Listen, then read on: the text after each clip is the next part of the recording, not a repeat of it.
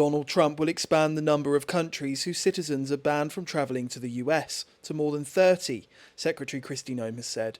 Now, well, we hear this is perhaps expanding to 32 countries. Can you confirm that? And could you tell us which are some of the countries they're adding to that list? I won't be specific on the number, but it's over 30. And the president is continuing to evaluate countries. Listen, if they don't have a stable government there, if they don't have a country that can sustain itself and tell us who those individuals are and help us vet them, why should we allow people from that country to come here to the United States? Back in June, Trump placed a ban on 12 country citizens entering the United States and restricting those from 7 others, saying it was to protect against terrorism. The bans include all reasons for travel from the countries, be it for tourism, for business, or to settle. The move to extend the ban comes after the attack in Washington, D.C., in which 2 National Guardsmen were killed. Investigators say the shooter was an Afghan national, brought to the US under a resettlement scheme, which Trump's administration argues was too lax in vetting. This heinous assault was an act of evil, an act of hatred, and an act of terror. It was a crime against our entire nation. It was a crime against humanity. We must now re-examine every single alien who has entered our country from Afghanistan under Biden, and we must take all necessary measures to ensure the removal of any alien from any country who does not belong here or add benefit to our country. If they can't love our country, we don't want them. Earlier this week, the president criticised criminals within the Somali community in Minnesota, saying he doesn't want them in his country. No, I think that Waltz is a grossly incompetent man. There's something wrong with him, okay? There's something wrong with him. And when you look at what he's done with Somalia, which is barely a country, you know, they have no anything. They just run around killing each other. There's no structure. And when I see somebody like Ilhan Omar, who I don't know at all, but I always watch her for years. I've watched her complain about our Constitution, how she's being treated badly. Our Constitution, the United States of America, is a bad place. Hates everybody, hates Jewish people, hates everybody. And I think she's an incompetent person. She's a real terrible person.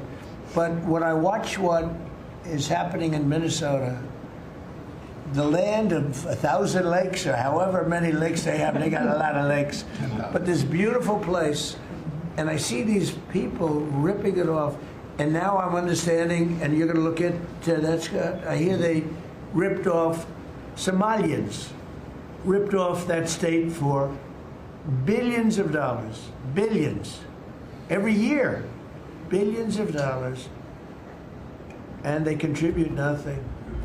The welfare is like 88%. They contribute nothing. I don't want them in our country, I'll be honest with you, okay? Somebody would say, oh, that's not politically correct. I don't care. I don't want them in our country. Their country's no good for a reason. Their country stinks, and we don't want them in our country. I could say that about other countries, too. I can say it about other countries, too. We don't want them to hell. We have to rebuild our country. You know, our country's at a tipping point. We could go bad. We're at a tipping point. I don't know if people mind me saying that, but I'm saying it. We could go one way or the other, and we're going to go the wrong way if we keep taking in garbage into our country. Ilhan Omar is garbage. She's garbage. Her friends are garbage. These aren't people that work. These aren't people that say, let's go, come on, let's make this place great. These are people that do nothing but complain. They complain. And from where they came from, they got nothing. You know, they came from paradise, and they said, this isn't paradise. But when they come from hell, and they complain, and do nothing but bitch, we don't want them in our country. Let them go back to where they came from and fix it. Thank you very much, everybody. Thank you very much. Minnesota officials pushed back on reports Trump would send federal agents to police the Somali community.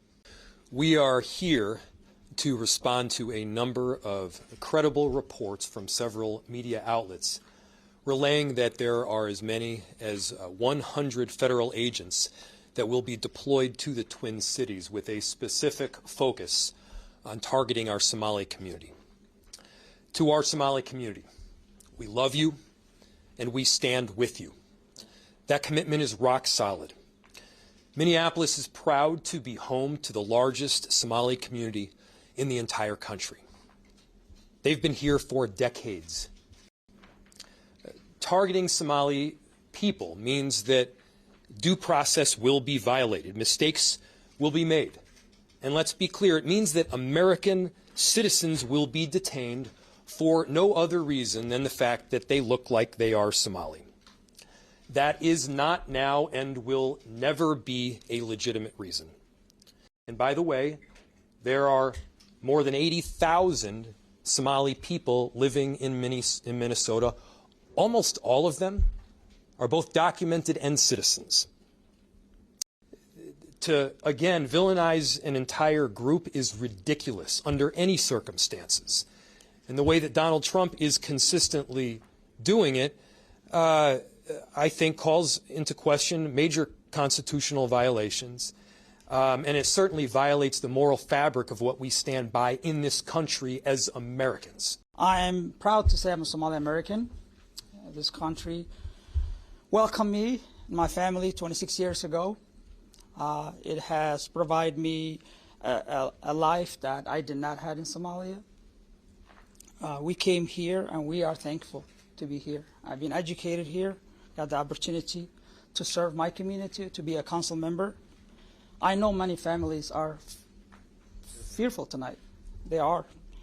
And obviously, everyone knows that our president is racist, xenophobic, Islamophobic, and we are going to fight that.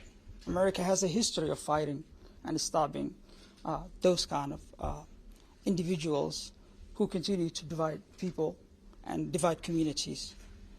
The move came as Americans turned on Somali resettlement schemes, which led to more than 80,000 moving to Minnesota.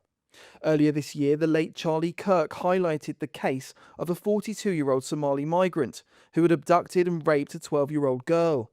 After his arrest, his local mosque wrote to the judge vouching for his character, after which he was given a more lenient sentence for his crimes, which could see him freed in less than 8 years.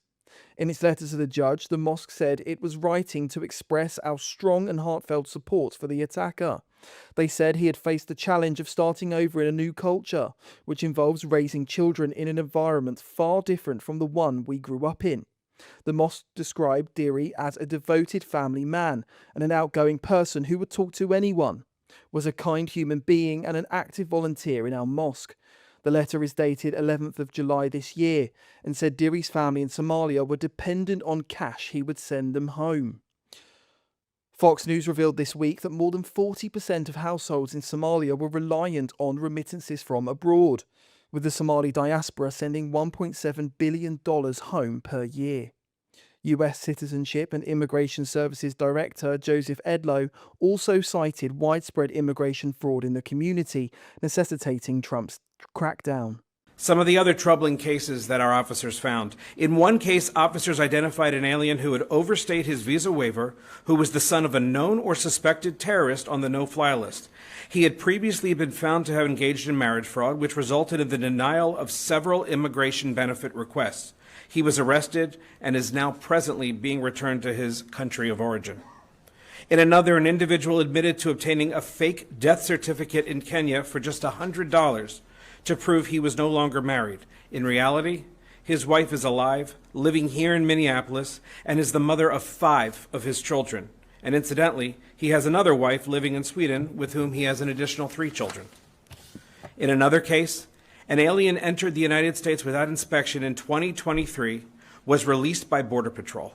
The alien married a U.S. citizen while in removal proceedings and was interviewed at the Minneapolis-St. Paul USCIS field office just last week, where both he and his American spouse stated under oath that their marriage was legitimate.